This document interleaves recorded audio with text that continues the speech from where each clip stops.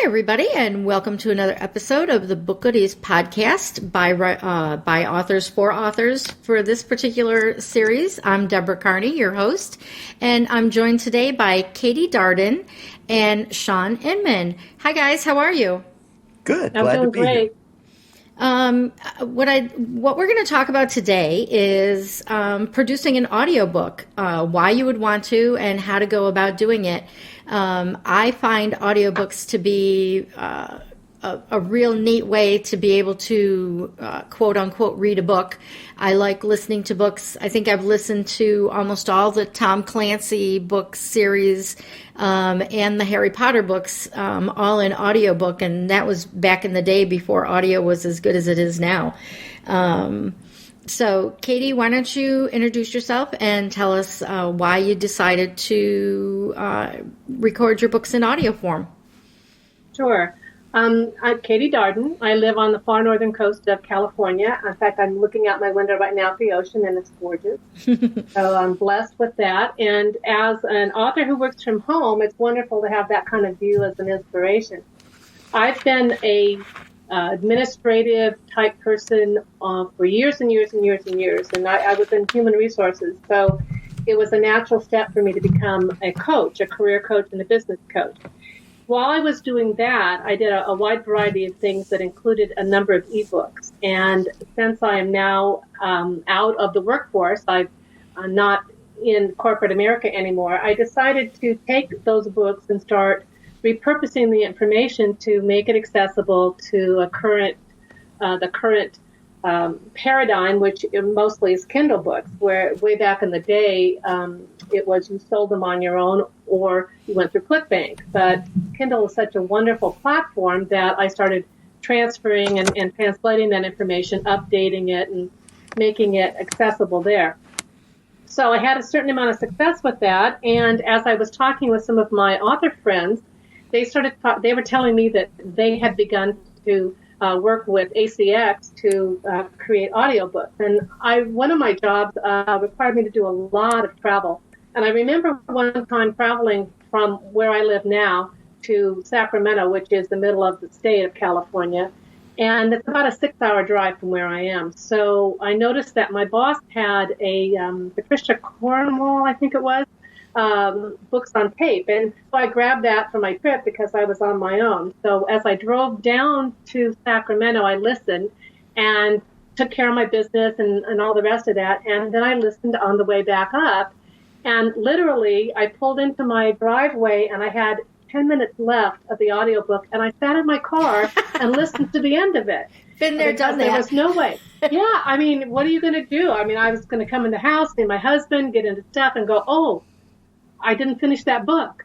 So that gave me some idea of how valuable they can be. And I love to listen to not just books on tape, but audio programs and self-help stuff. When I used to commute to work 45 miles each way, I would listen when my husband wasn't in the car, after I would drop him off or on the days when I went in by myself. So I know the value of being able to hear the information auditorily as well as being able to read it. And if you're a busy person or you're someone who does a lot of commuting, then having that time not be downtime to me was extremely beneficial. So both from a point of view of entertainment and a point of view of learning, I thought, this would be a great way to get some of my books, my nonfiction and my fiction, to make it available to people who were in similar situations to me.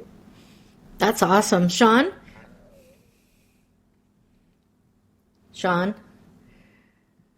Sorry, here I am. Hello. He was listening to an audiobook. I'm Shawn Inmon, and I'm kind of a latecomer to the writing game. I didn't start writing until I was about 50 years old, but I have made a lot of cross-country trips in my life. I used to drive from Seattle, Washington to around Little Rock, Arkansas 2 or 3 times a year, which is about a 2,400-mile round trip, and I became really good friends with audiobooks at that point in time. And so I just always knew if I ever got around to actually writing and publishing my own books that I would automatically just want to do that. I know there are certain people I actually have friends who haven't read a book since high school, but they will listen to audiobooks on their daily commute or on a long cross-country trip or something. So I just wanted to make my book available in as many ways as I could. I wanted it to be an ebook. I wanted it to be paperback because I wanted to be able to hold something in my hand. But I really looked forward to the process of turning my books into audiobooks. And like Katie, I investigated with ACX and found that was the best way to go for me. Okay, Shawn, can you explain what ACX is for those who may not know? Sure, they're an audiobook recording company. I think just the web address is acx.com, and they're kind of like the Amazon, I guess, for audiobooks. They're linked directly into Audible, and their products are available on Amazon. And they're like a clearinghouse as well, where they will put writers and narrators together, hook them together, and act as the middleman in an audition process. And as a writer, you have some choices you have to make almost immediately, as in, do you want to pay a narrator directly out of your pocket, or do you want to offer to work with them on a 50-50 split? And ACX kind of gets in the middle of that and helps with that process. So they're with you all the way from the very beginning of just going in and uploading a script to the narration to the audition process for the narrators, to the production process. Then they have very strict quality control that they're involved in, and then they're in the distribution process with you with Amazon and Audible.com. So they're really a soup to nuts kind of a company. That's really cool. So, Katie, tell us, are you recording your own, or are you going with narrator? Well, I'm actually going with the narrator. And of course, having said that, I did want to also say that I have recorded my own. One of the things I used to do was hypnosis. And in one of my nonfiction books, I have some NLP hypnosis type scripts that people can either read and try the process on their own. They can record it themselves, or what I decided to do was to record the script as an audio, and I did that through CreateSpace. So it is available on Amazon, and I have let people who have copies of the book, there's a link in there so that if they don't want to do it on their own, they can go get the 3 scripts to listen to as often as they need.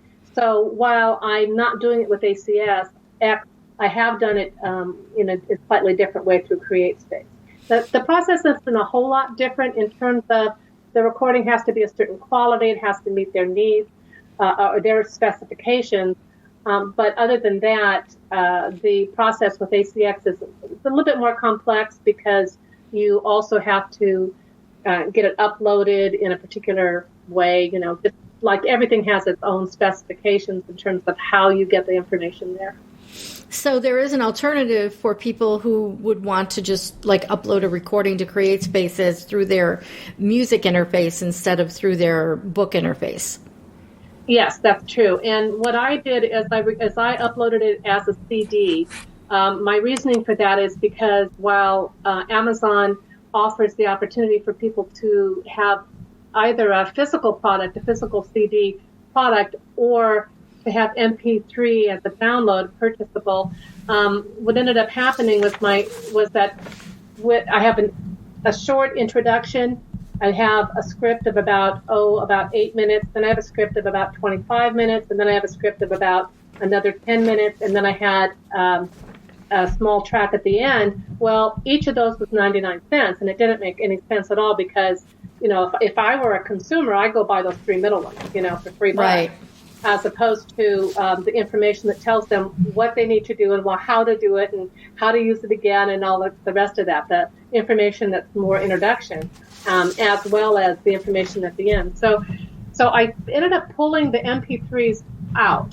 But if I was a musician and I had a series of songs, I might want to keep them in because 10 songs, at 99 cents, now you're talking around $10 if people buy them individually, or the cost of whatever the CD is. And for me, it was prohibitive because I think my CD cost me $9 or $9.99 or something. So I only make $1 or $2 on on the CD.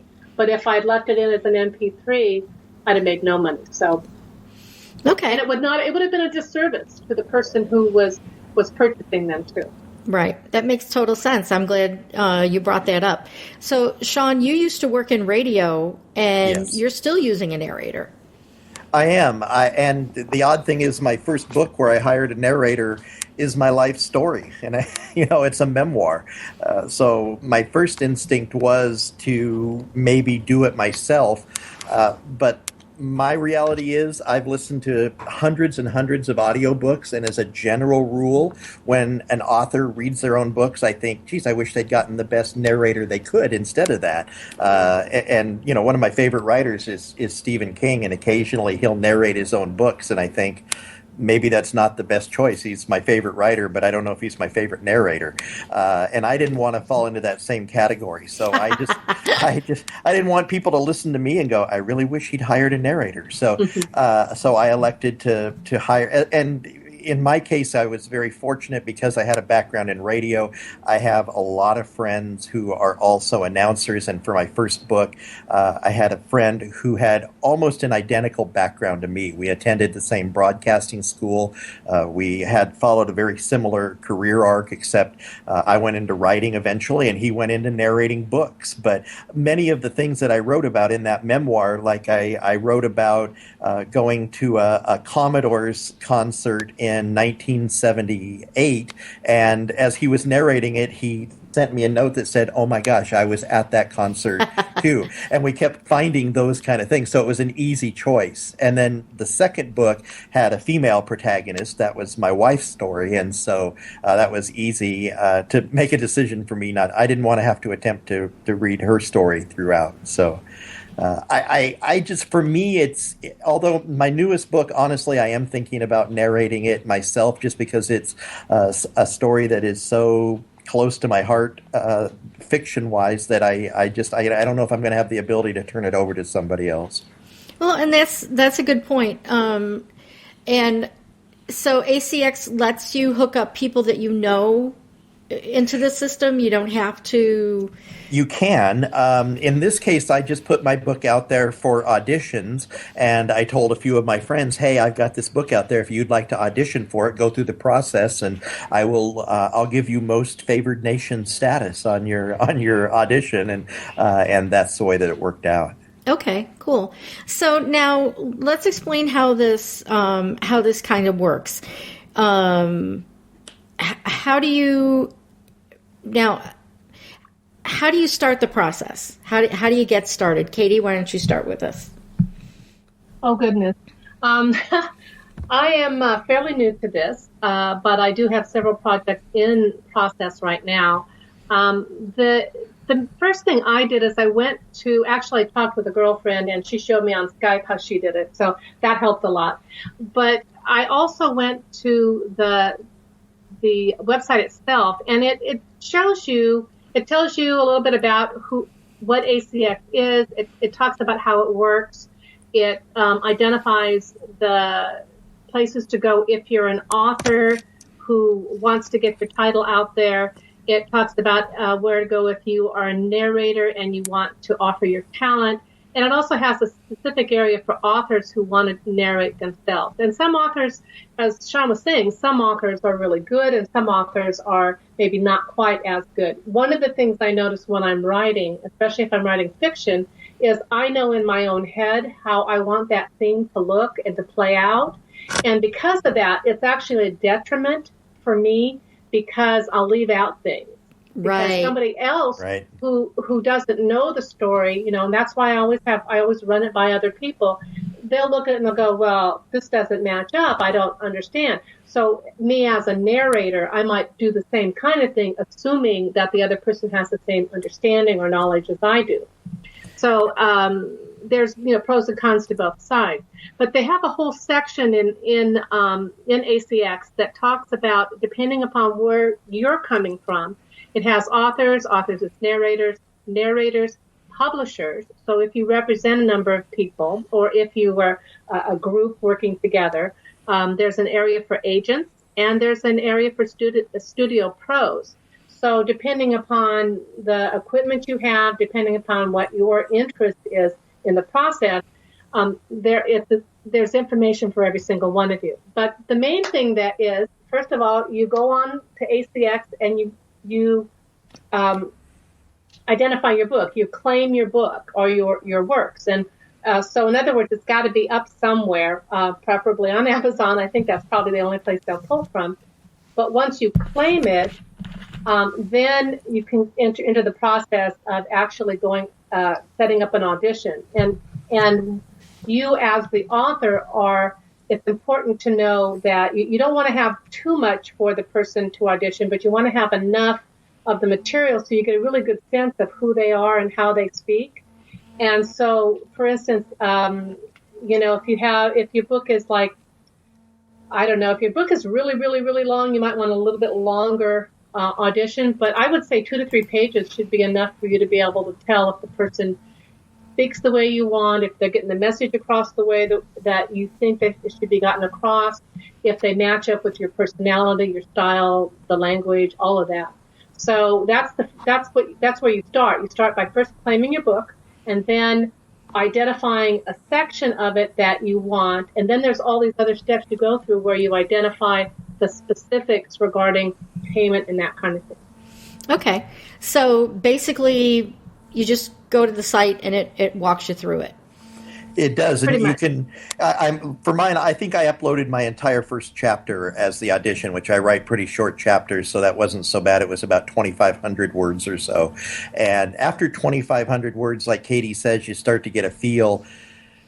It's just like, and you can tell them even in advance kind of what kind of a read you're going for. Do you want a younger voice or an older voice? And in my case, on my second book, I wanted a younger voice, but I actually picked a narrator who was not so young, but she had a wonderful, young, supple voice, and she was an actress, and she was able to do exactly what I was looking for.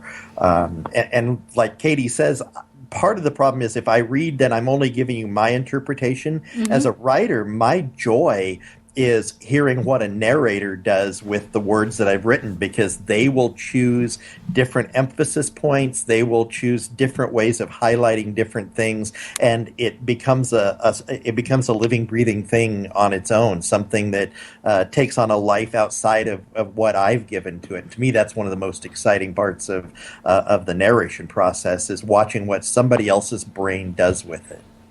That's another really good point. I like that. Well, Shawn, when you were talking earlier about having somebody else read your story, I was thinking about the process I've gone through, and I started with the nonfiction, but I liked this narrator so much, I invited her to do my fiction series of 4 books, which she's agreed to. I actually had her do a short audition for that, and I think it'll work out wonderfully. But what I also look for, and I think part of it because I've been a stand-up trainer for 20 years, so I know kind of how I want my delivery to go, especially in the nonfiction. And as I listen to the narrators, I'm listening for that. I'm listening for how easy is it to understand? Are they getting my point across? So I'm going to obviously tend to choose someone who's more similar to me as opposed to different from me. I'm with you. I like the surprises and the richness that another person's interpretation brings. And yet I'm also always looking for, are they hitting on the points? Do they pause in a strange place? Is it how smooth and how in the flow is it? And I have to say, I was extremely lucky that the very first person for the very first project I put up, and that's what they call them. They call them projects. For the very, very first person, she was delightful, absolutely delightful. And I'm thinking, oh, is she my twin? You know, that's great. Nice. It was really great. So before we get into more about the audition process, because you've both touched upon that a little bit, before we get into that, do you have to decide before you start the audition process whether you're going to do a 50-50 split or pay outright? And those are the only 2 options, correct? Yeah, and I believe you do need to announce that before you go in, because the reality is if you're doing a 50-50 split, the narrator is never real sure of how they're going to be compensated. They might be narrating a best-selling book, or they might be narrating something that doesn't get downloaded very often. And so because of that, the 50-50 split tends to attract narrators who are more on the just trying to establish their chops kind of auditions, as opposed to if you're willing to negotiate by the hour. That's where you get some of the more seasoned professionals as a general rule, or at least that's what I have found. What did you find, Katie? Well, I pay up front, and I decided to do that because then it's mine. I don't have to worry about the rest of it. Not that I think anything's going to be a runaway hit necessarily, but then I have a little more control over it for me. And so that was my choice. And I spoke with a couple of people I know, and one woman I know has been extremely successful. She has a series of books for 6 to 10-year-old girls mostly, and oh my gosh, boys too, but the main protagonist is a young female detective, and she's sold just an amazing number of audiobooks in a fairly short time. She's sold over 1,000 now, and she's doing quite well. And she said to me that she wants that extra little bit, so she's willing to pay the narrator up front so that she gets all of the royalty. And of course, I know we'll talk about that in a minute, Deborah, but the thing is that you make that decision in the beginning. In fact, as soon as you start a project and claim your book, it says, I'm looking for someone to narrate and produce my audiobook. I have the book in audio and I want to sell it, or I will narrate my book and upload the audio later. So you have to make that decision about who's going to do the narration first. And then once you do that, that's when you start filling in the other pieces.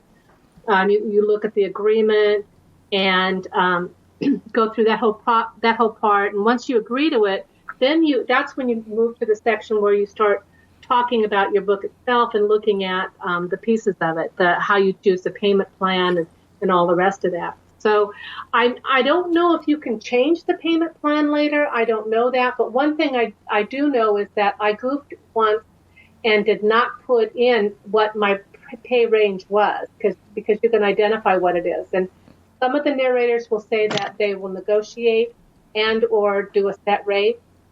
Others say they just simply want to have the share. And others will identify, exactly what their range, the range is of their hourly output. Okay. It is based on the final output, and there's a way to calculate that. But I goofed one time and I didn't, and it was interesting because I was trying an experiment and I was going for the low end, and I got 4 people who all wanted between $100 and $400 an hour to finished hour. To do the narration. And I was able to negotiate with one of them and negotiate her price down to about half of what she had wanted. So that that part of it can change. And I'm suspecting that you may also be able to repost or close the audition or do something if you decide you're not getting the quality that you want. Okay. And one of the other things that's important in the 50-50 share and the paying outright is the rights. Katie, I think that you had mentioned that if you do the 50-50 split, your book is only available on Amazon and Audible. Is that correct? Yes, it's called the royalty share. And the reason for that, the reason they give, and I was looking for it while we were talking, but there's 2 things. One is they want to guarantee that the narrator gets the most money possible. And if you don't there's two parts to it. One is the royalty share, or you pay the person up front. And if you do royalty share, then you must be exclusive to ACX, which is Amazon and Audible. And that's a higher royalty share than if you choose to be non-exclusive. If you're non-exclusive, you can shop it around, you can post it anywhere on your site or whatever. But the royalty rate is much lower. And so as a result, the person who's doing the narration on a royalty share would get a much lower part of the royalty if it was non-exclusive. Okay. So that's why they're requiring you to stay at that level. Yeah, so that wouldn't be very attractive. Now, Shawn, you had an interesting thing when we were talking pre-show. You did the 50-50 split on your first book, And Yes. then on your second book, Amazon offered to help you with a stipend for your narrator. Yeah, ACX offered a stipend on it, and it's one of those holy grail things that you don't apply for it. They choose you essentially, and I didn't even know I had the stipend on it until I'd had my book out for auditions for probably 3 or 4 days, and I think I'd gotten one audition in over that 3 or 4 day period, and it was not somebody I was leaning towards, so I was just waiting for some other auditions to come in, and I opened up one day my ACX file, and I think there were 14 auditions that had been submitted in the previous 12 hours. And I thought, Wow. what the heck? What happened here? And in talking to some of the narrators who had submitted auditions, they told me that I'd been chosen for that ACX had offered them a stipend. And the stipend, in my case, and I don't know how much it varies, mine was a fairly short book, 72,000 words, turned out to be about just a little over 7 hours worth of finished time. And the stipend that ACX allotted for my book was $1,500. And that didn't come out of my pocket. That came directly from ACX. And so any narrator that I elected to work with then, because I'd already offered it on a 50-50 split, they would get 50-50, a split with me on all proceeds going forward. But as long as they met certain terms and conditions, and mostly it was time frame, it was a very tight time frame for completing the work. As long as they met that time frame, they would also get this $1,500 stipend from ACX. Wow. So, as a narrator, that's really cool. It's a beautiful thing. It's good for authors, it's good for narrators. And I've been trying. I'm always looking for little life hacks, little solutions, and the difference that I can figure is on my first book where I was on a 50-50 split and I did not get the stipend. The difference between that book and my second book was I submitted my first book almost immediately after publication to ACX, so I didn't have, and that was my very first book, so I didn't have much of a track record yet at that point in time. I think my book was ranked at that point somewhere around 75,000 in the Amazon store, and not a terrible ranking, but not the look of a bestseller either exactly. And with the second book, I waited a few months, ran a good promo. If I remember right, I think it was right after I ran a BookBub promo, and then I submitted it to ACX looking for narrators. And I think at the time I submitted that one, I think that book was somewhere around number 350 in the overall Amazon store.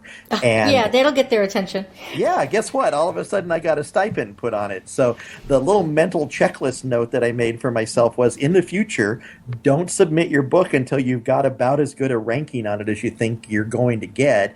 Wait until you're running some kind of a big ad or promo or a sale of some sort. And then at that time when you're peaking, that's a great time to submit, because you're likely to really attract the attention of ACX and perhaps qualify for a stipend. And just having been down both roads, I'll tell you, it's a much more pleasant process when you've got that stipend on your side.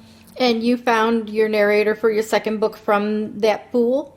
Yeah, by the time I was done, by the time I said, okay, that's enough, stop, I think I had over 20 auditions for that one.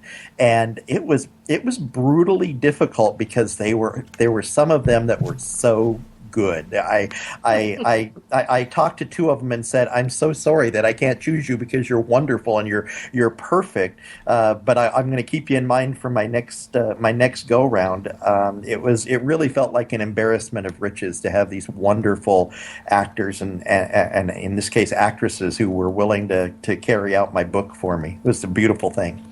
That's awesome, and that's really good information for people to keep track of, to think about when they're getting ready to put their project up. Now, let's talk a little bit more. You both talked a bit about what to watch for in the audition process.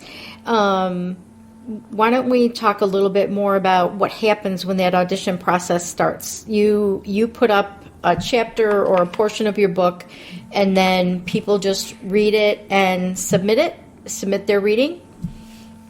Yes, that's exactly it. When you open up, there's like all these little audio files just waiting for you, and it's a fun part of the process, at least as a writer, to hear all these different possibilities and takes, and you can give them a little bit of information as to what you're looking for. If it doesn't matter if it's male or female, you can say that, but if you definitely need one or the other to read, you can say that. But in my case, I also said, I'm looking for someone who can start. The character is about a 15-year-old girl at the beginning and is a 50-year-old woman at the end. So I need somebody that can vocally transition through that. I need the ability to have innocence and a very kind of wide-eyed approach to the material in the beginning and be a little more worldly by the end of the book. And then you hear how they interpret that. You can even tell them. I tried to give them examples of what I was looking for. Like with my first book, I told them, if you ever listen to the narration that Richard Dreyfuss did as the narrator in Stand By Me, or the narration that was done on The Wonder Years, the older person looking back at that younger life, that's exactly what I'm looking for. And then you just look for somebody that kind of matches up with that. Katie? Yeah, I did the same thing with one of my books that has some script in it, like I had mentioned earlier, some NLP hypnosis scripts. And as part of the audition, I gave them information. I gave them, a couple of pages, and then I gave them a very shortened script. And I told them I wanted them to narrate it as though they were actually working with the client. And so if they had any experience as a hypnotherapist or as someone who had done guided visualizations or any of that kind of thing, that's what I was looking for in that section. And the person was perfect, as I said. And when I talked with her, she told me that in one of her prior jobs, she used to have to work with people who were going under a lot of stress. And so she would use stress reduction scripts with them. And this was just the same kind of thing for her. So I thought she was quite good at that part of it. The other thing that I wanted to mention too, as Shawn has said, you can identify not only the gender, but you can identify the age. You can say that you want somebody who's eager, or someone who's professional, or someone whose speech patterns are more colloquial. I'm not sure what the term is they use on there, but there's lots of different ways you can have or ask for the person to present the material. They could have an accent or no accent. You can specify gender. You can specify general age and other kinds of characteristics, little quirks and that kind of thing. And that will help you whatever your manuscript is. It'll help it come alive in the way that you'd like it presented. So any additional information you can provide in there will be good for the person who's doing the audition. One of my series is going to be 10 books. I've got 2 of them finished, and the others are in various stages. And so I specified I would prefer to have the same person do all 10 books. Now, just as with the stipend that Shawn was talking about earlier, if somebody knows they're going to do 10 books, I mean, that's kind of nice. You're going to keep doing this stuff, and it's like a long-term agreement. And certainly you can set that kind of thing up with your narrators once you get started talking with them. That's pretty cool. Now, Shawn, you mentioned briefly that you can invite narrators to audition. How do you do that? Well, the way that I did it was I just happened to know them, and I asked them. It was nothing official. I just asked them if they were already part of ACX, and they said they were. And I said, "Hey, I just threw my book up on there, so go in through your mechanism and look for it." And that's what they did. So that was just a matter of having a background in radio and having a lot of former radio friends. All of us in our industries, we tend to hang out with like people. We all hang out with writers now, and I used to hang out with a bunch of creative radio types. So I still I'm happy and lucky to have a bunch of them on my Facebook page, so I can tell them, hey, go check this out and see if it's something you're interested in. So there isn't really a search function where you can go through and find narrators that you want to invite to narrate your book? If there is, I'm not aware of it. Go ahead, Katie. Yes, there is. You can search you can search on ACX for different people. You can search by their name. You can search by a variety of different ways. I have one of the things that I've done, because I've ended up like Shawn, having probably about 18 different narrators, and some of them I really like a lot. That's one of the things that's really useful too. You get 8 or 10 narrators as you start going through. Sometimes you can tell right away they're not the right fit, so you can mark them as a dislike, or you can mark them as a like, and then you can go back and once you kind of cull through, you can go through those like 2 or 3 that you selected and listen to them again and make up your mind in terms of how they fit with your, I want to say vision, but your auditory vision of how you want your book presented. I've also gone directly and looked searched specifically for a particular kind of speaking pattern that one of the characteristics that they offer. The other thing I did once I selected 2 or 3 of the narrators that I liked is you can click on their name and go to their profile, and they've got a sample. Usually have like 4 or 5 samples in there.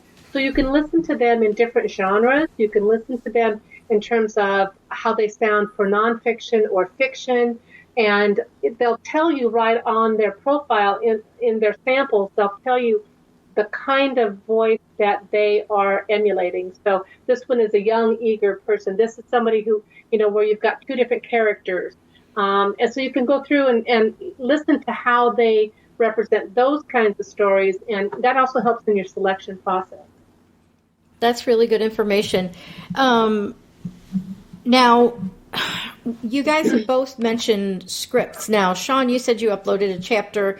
Katie, you say you uploaded scripts. Do you actually upload an annotated script, or do you just upload material from your book?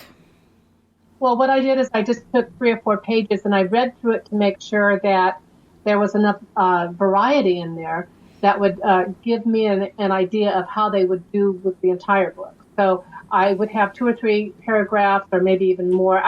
For instance, I would have like the introduction, and on one of the books that I just signed, I just hired a narrator today.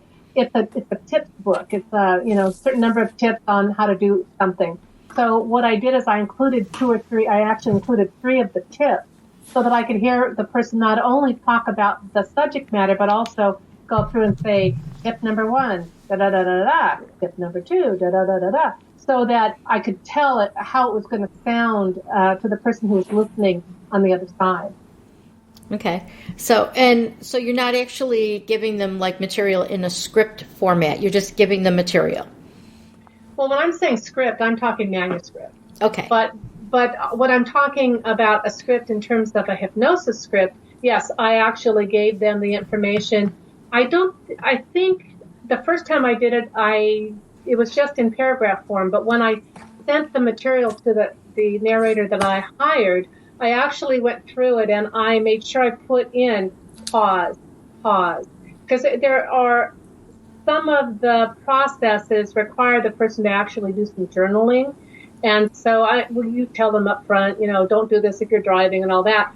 But I put in there pause for 10 seconds here. So okay. I do give them a script in that sense, if it's something that makes sense in that respect. And with the other one that talks about, the other one that had the NLP hypnosis script, I put the common disclaimer right at the beginning. If you're operating a car, if you're driving a car or operating heavy machinery, skip this track for now. Come back to it later when it's appropriate. Right. And Shawn, same thing for you. You don't have to. I mean, you've got completed books, and you right. Didn't give them a script. You just gave them your book and said, "Here, read it." No, because we want the book to we want the book to match up to Whisper Sync as well for the Kindle, so that if you're hooked in with Whisper Sync, and if your audiobook is an exact copy of your printed book, then listeners have the ability to switch back and forth. They nice. Can read up to a certain point on their Kindle, and then they can switch over to the audio version. And so because of that, I want to make sure that my book that I upload is exactly like the book that's for sale on Amazon, so that my buyers have the ability to be able to go back and forth between those two.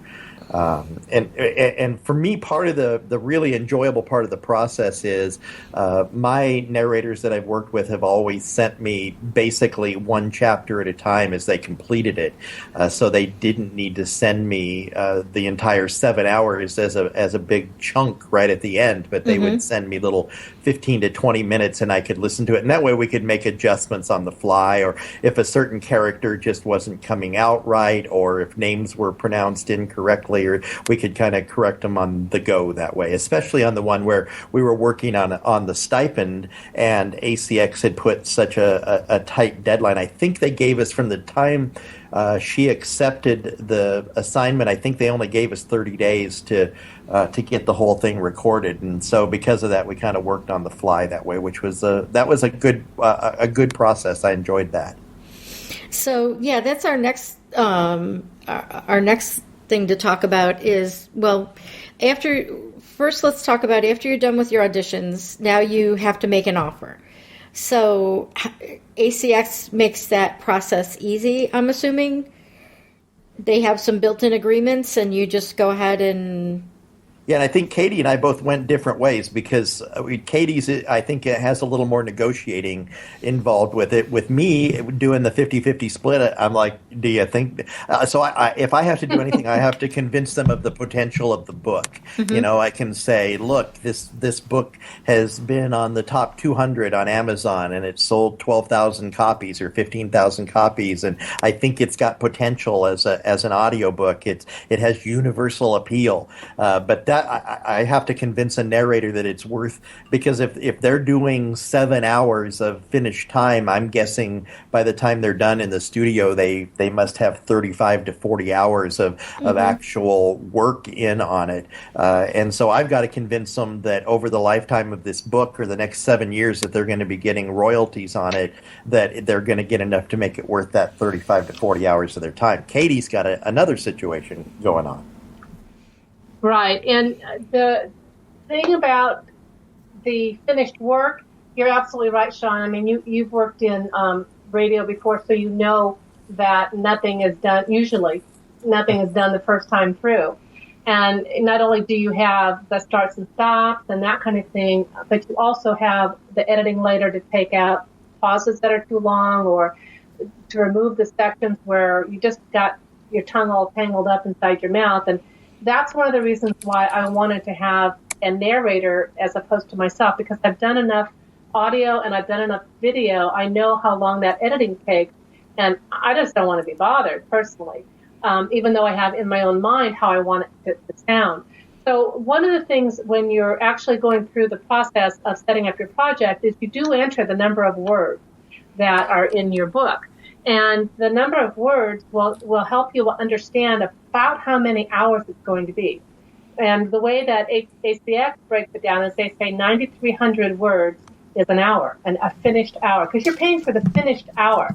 So while a person may take them, 17 hours to actually record it, like Shawn said, there's probably 3 times as long to do the editing and make sure everything is correct, unless they're extremely good. So if you're checking on a short basis, like one chapter at a time, you're much more able to put corrections in than to have to go back and try to figure out, where was that and how did I cut, all the rest of that stuff.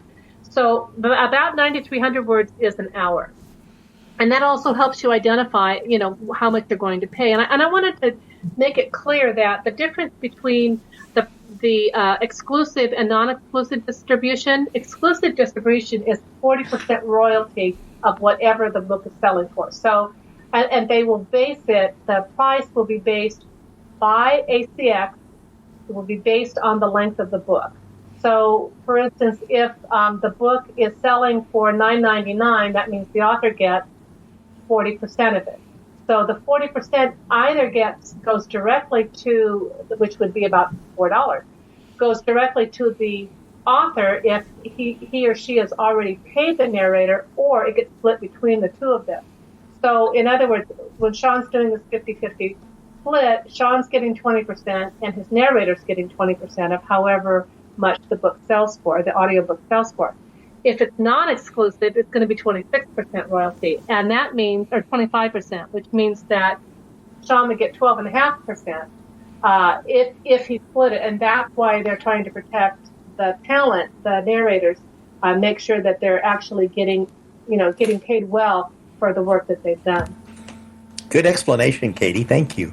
You're welcome. That was Yeah, great. that was awesome. And now, okay, so you've made an offer and your narrator has accepted it. Everybody's happy. So, Deborah, yes. Can we go back a step first, though? Sure. Because what I just went through, I did have to negotiate with someone. That was the person who normally charges $200 an hour, and she's going to do mine for $100 an hour, which I think is a great compromise on her part. But in the process, I had set it up at $50 an hour, and when I made the offer to her, I said, because she said to me she didn't want to do anything less than $50, period. And I said, if it's more than $50, or if it doesn't meet the full hour, because at a half an hour book it's going to be $26.88 or some such, I said I will pay you directly through PayPal. Well, I made it $100 an hour instead. But because I had made the offer first, she had to first decline the offer. Because I made the offer directly to her. And so she had to decline it or wait for it to expire, and then I could make the new offer to her. So there is a little bit of time in there once you make an offer to someone where you can't just make a second offer or do the counter offers or that kind of thing until that one offer is off the table. Okay, that's important to know.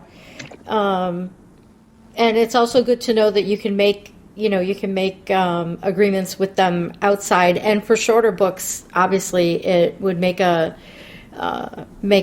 difference to be able to pay upfront, but you have to pay them enough to make it worth their while, even if it is a short book. Right, and I'm just as glad that I went in and made the change, because now it's in there, it's part of the contract. She doesn't have to worry about it.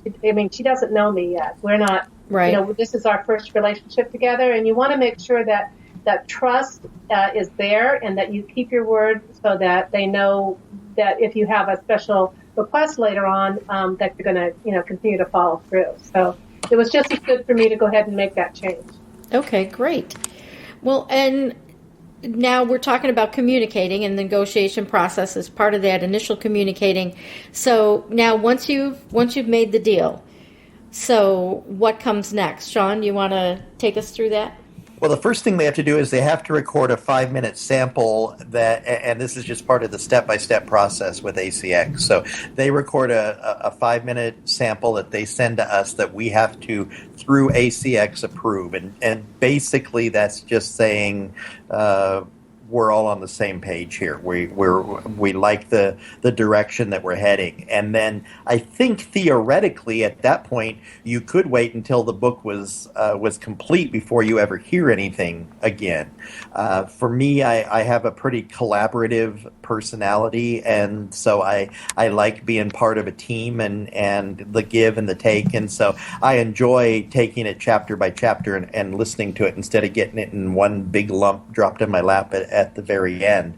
But theoretically, you could, once you approve. And Katie, help me remember, is it 5 minutes or 15 minutes that they send you that 15. First time? It's 15, isn't it? That's what I was minutes. thinking. Yeah. And in 15 minutes, you get a pretty good idea of do they understand what the book is.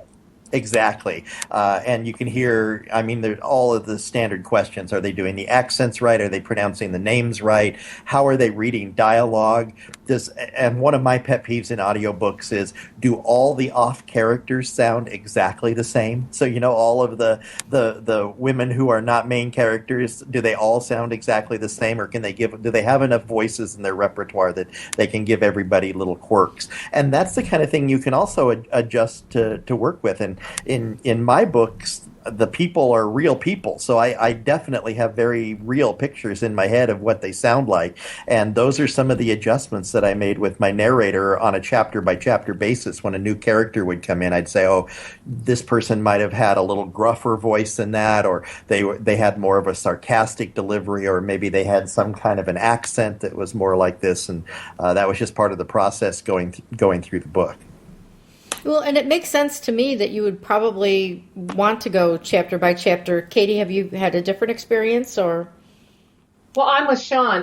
Whether I'm sending something to an editor to go through or whether I'm working with someone in the audio, I would prefer to get it chapter by chapter. The first woman that I'm working with who is doing my nonfiction, when she sent me the first 15 minutes, it was good, but it felt almost, I don't know, kind of, I think she tried to be professional. It came across as being professional, and I wanted more conversational. Mm-hmm. And so, because it almost felt stilted to me, So I told her that because it was good, but there were just those parts. It's like, like you're sitting and talking to somebody across the table. That's more of the feel I wanted to the book.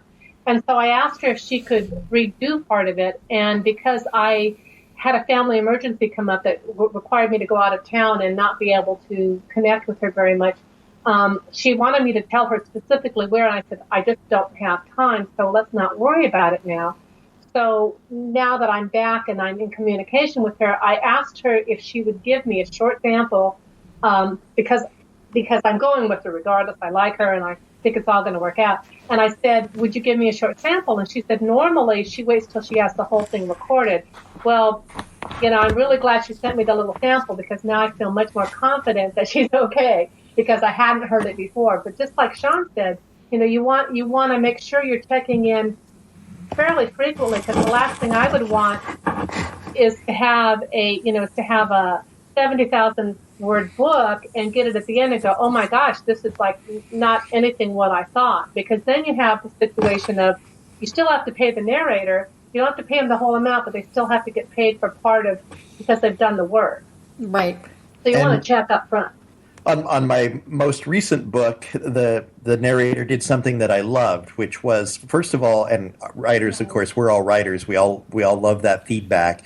After she read the entire book, she called me and we spent an hour probably just discussing the book and the themes and the general outlook and the different voices and what I was trying to accomplish in the book, and that was wonderful.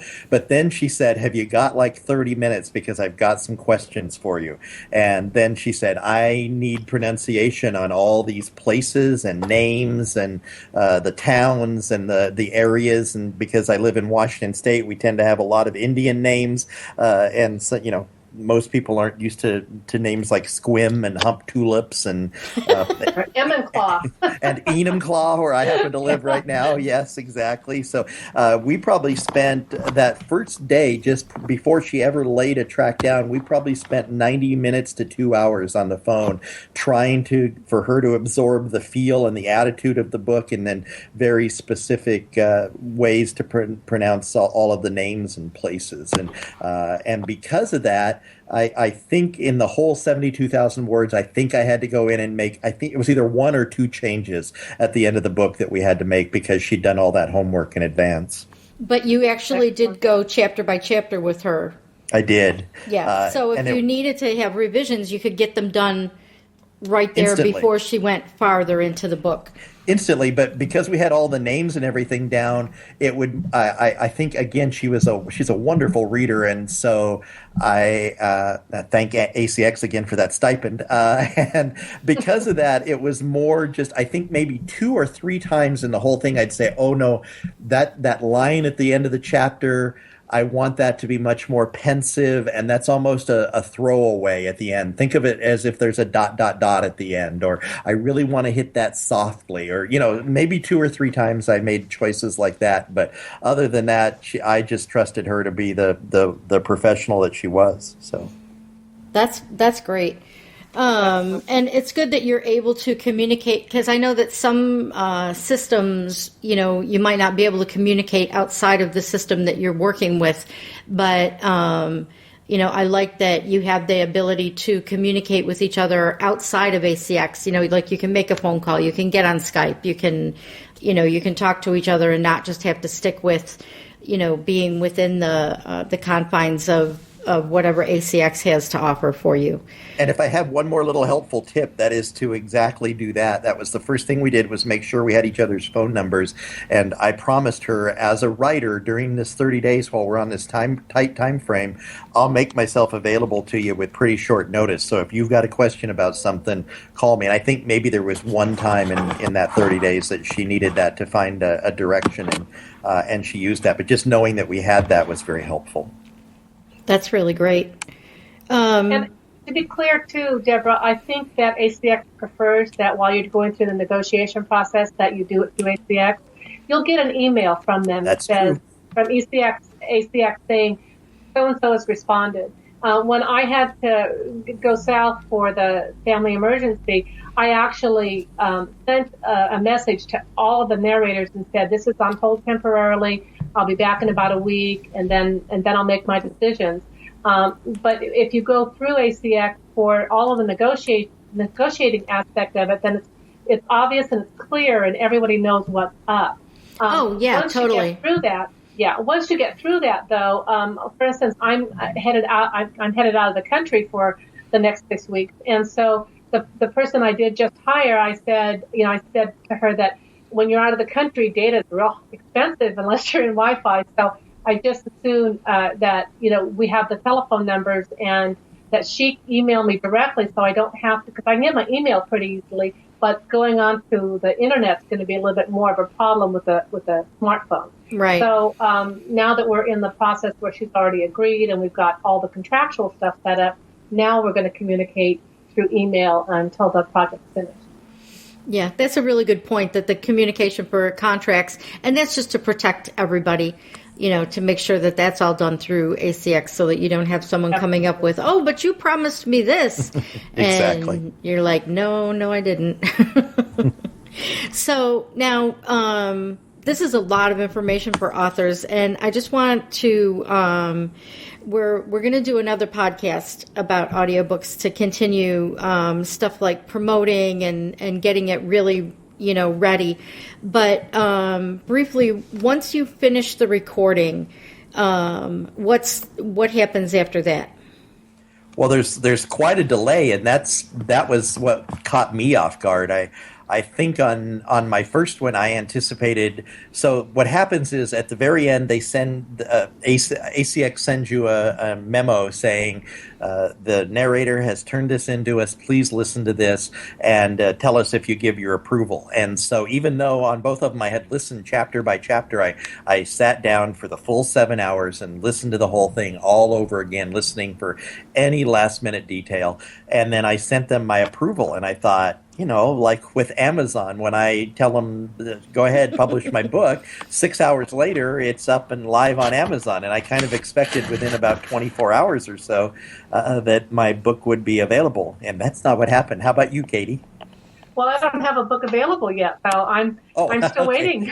Well, what I'll tell you is there's quite a delay there, and it can be a couple of weeks from the time, and that you're just caught in this no man's land. And I can completely appreciate that, because what they do is they have someone who actually sits and listens to every single audiobook that ACX puts out to make sure that there's no corruption in the files, to make sure that it says what it's supposed to say, to make sure that it is of the quality that ACX is willing to put their name on. So on the one hand, it's kind of frustrating as an author. It's like you've got this great product that you want to be able to put out there, and you're just waiting for it. But on the other hand, it's part of the ACX quality assurance program, and it means something, I think, that they are willing to spend the time to have a real human being listen to every single thing that they put out.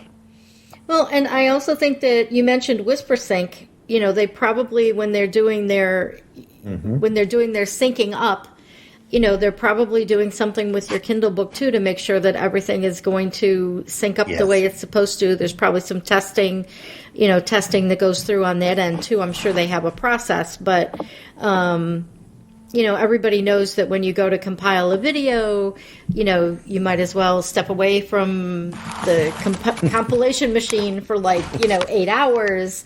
So, depending on the length of your book, I'm sure it might take a little bit longer to get up, but it would be nice if they warned you about that ahead of time. So it's really good that you've been through that process and you can let us know that that's something to expect, that it's going to be a couple of weeks before it's done. John, I would like to ask a question of you about WhisperSync because I hadn't thought about that before. Oh boy, I am not an expert, but I'll take a swing at whatever you got. No, that's okay because it had not even crossed my mind. I made edits for my audiobook because it sounded weird for certain terminology, like read the next chapter, or read the next question. It didn't make any sense to me. It's like, listen to the next question. So I made those changes. And one of the things my narrator said to me was that normally some things don't have to be changed. For instance, a book is a book, whether it's an audiobook or a physical book or a digital book. So you can still refer to it as book. And I hadn't thought about that because I did change some to say audiobook. But what you're saying about WhisperSync, I'm wondering for the authors out there, how close does it have to be? Does it need to be exact? Yeah, and I've heard two different stories about this, and I've talked to a bunch of different authors who have ACX books out there, and the answer I hear most often is, yeah, they want it to be 99.99% exact in order to match up with WhisperSync. And then I know a few rebel authors who say, what the heck, I go in and edit and make changes because I didn't like the way it sounded, and it seems to be fine. So for me, I'm shooting for that 99.99% of accuracy, and so because I haven't kind of rebelled against that, I don't know for sure if ACX is willing to accept something else or not. So I'm going for as close to 100% as I can. I wonder if they'll bounce you out of the editing process. I would say that's possible. If you do too much, if you deviate too much. Too much variance, I think that's possible. But I haven't experienced it, so that's just a guess on my part.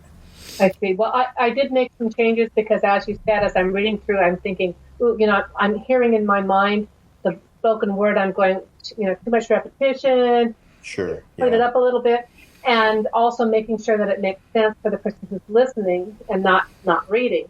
And so, in doing that, though, my intent was to go back in and modify my book and re-upload it. So maybe I'll handle it that way. Yeah. Make it kind of reverse engineer it. Yeah.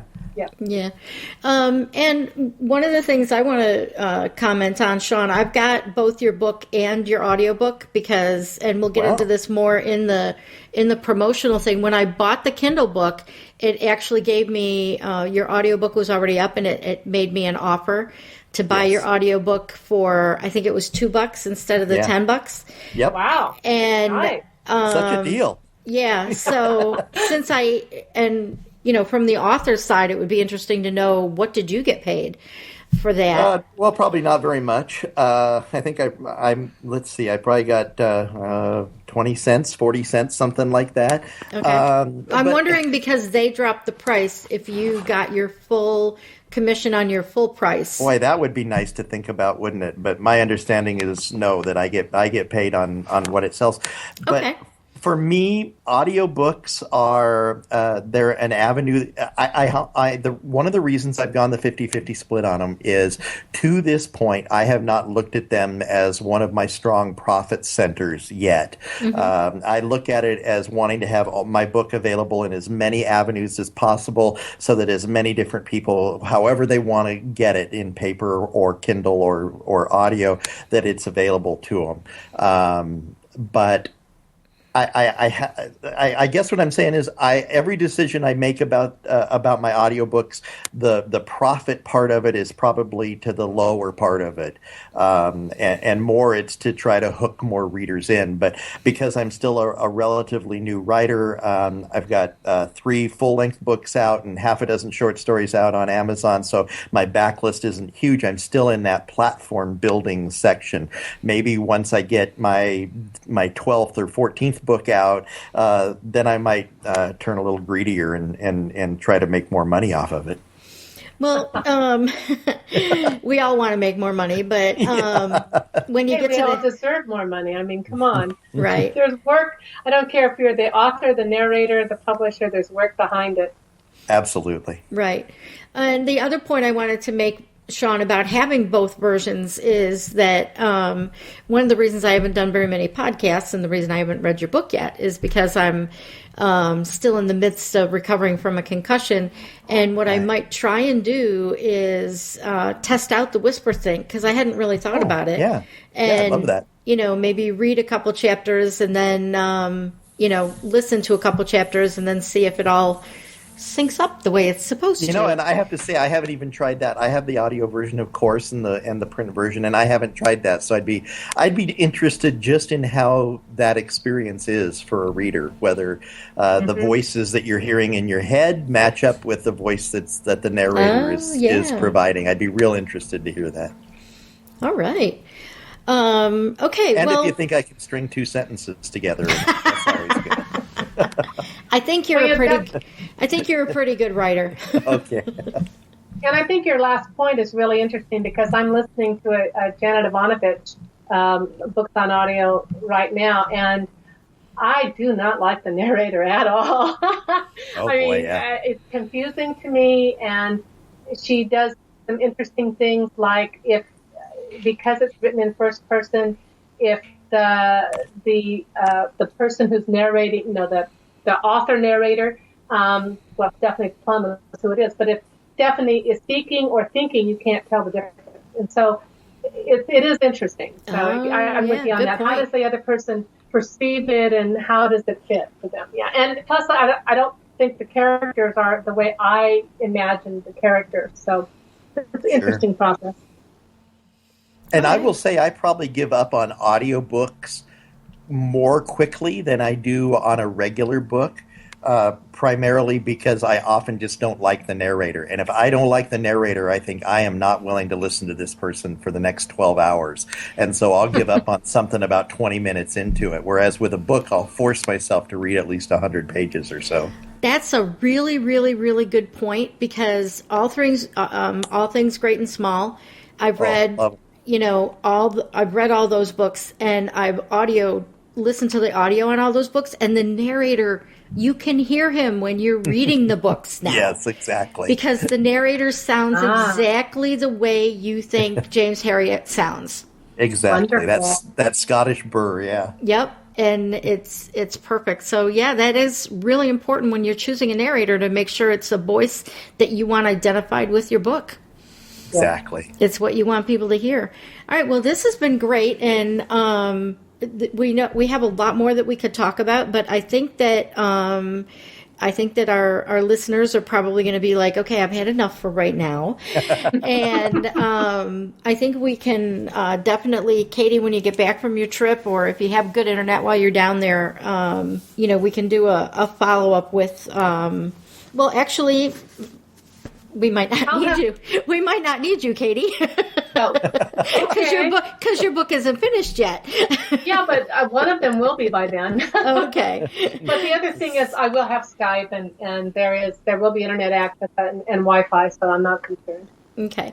So what I'd like to do is we'll schedule another podcast where we talk about, what to do once the recording is done, and also how to promote that darn book. And I think that, we between us, we've all got some pretty good ideas on all of that. So, Katie, do you have any last thoughts you'd like to leave with folks, and tell them where that they can find you on the internet?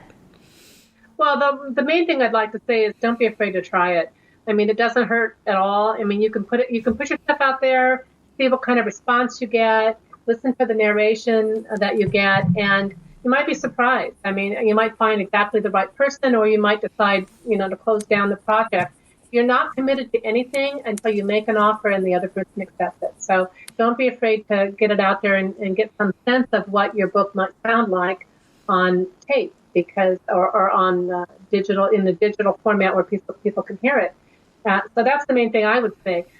Where am I on the internet? Oh, I don't know. I guess the main place right now where I hang out would be Facebook. So my nonfiction is under Katie Darden Books on Facebook. Okay. And that would probably be the best place to find me. Mm-hmm. Okay, great. And Shawn? Well, I guess as writers, we all have those little seminal moments. The first time we hold one of our paperback books in our hand.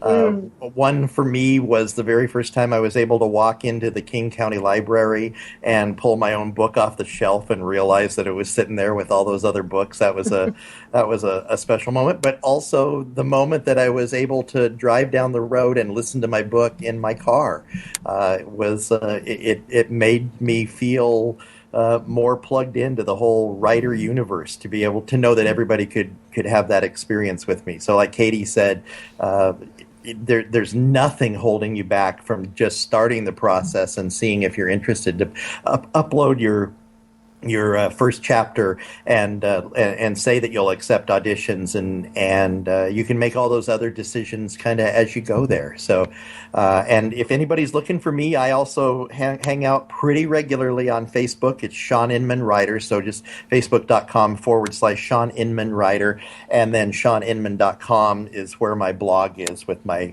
mental meanderings as they occur to me, and I like to hang out at BookGoodies too. Awesome. And anybody who's listening to this who found us on iTunes or on another streaming site, please come back to BookGoodies.com and click on the podcast category, and you'll be able to find this podcast along with many others. And you can find our show notes, which will have all the bullet points that we hit upon, and we'll have links to Shawn and Katie's books and websites and Facebook and all that good stuff. So I want to thank everybody for listening. And if you can come back to BookGoodies.com and leave us some comments, we would love that. And we're also on Facebook at facebook.com/BookGoodies. Pretty easy. So thanks everybody for listening, and have a great day.